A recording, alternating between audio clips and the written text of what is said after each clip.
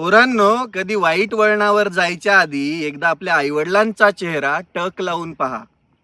त्यांच्या चेहऱ्यावरती सतत तो भोळेपणा असतो आणि तुमच्याबद्दल कायम चिंता असते.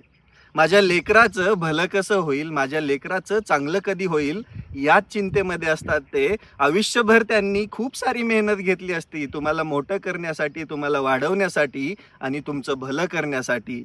लेकरांनो, याच्या त्याच्या मागं फिरण्यापेक्षा, गुंडगिरी टवाळगिरी करण्यापेक्षा त्या आईबापासाठी जगा ना. त्या आईबापासाठी तुम्ही जगलात, त्यांना सुख दिलं, त्यांच्यासाठी यशस्वी झालात, तर या जगामध्ये त्यांच्या एवढं आनंदी कोणच नसतं. अख्ख्या दुनियेला ओरडून सांगतात माझा लेक असा, माझी लेक अशी. त्या आईबापासाठी जगा.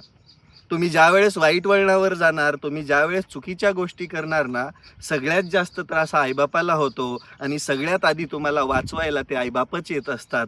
या दुनियेमध्ये तुम्ही कुणासाठी कितीही काही करा, सगळे हिशोब लिहून ठेवतात. एक आईबापच असतात, त्यांच्याकडे कोणतीच नोंदवही नसते.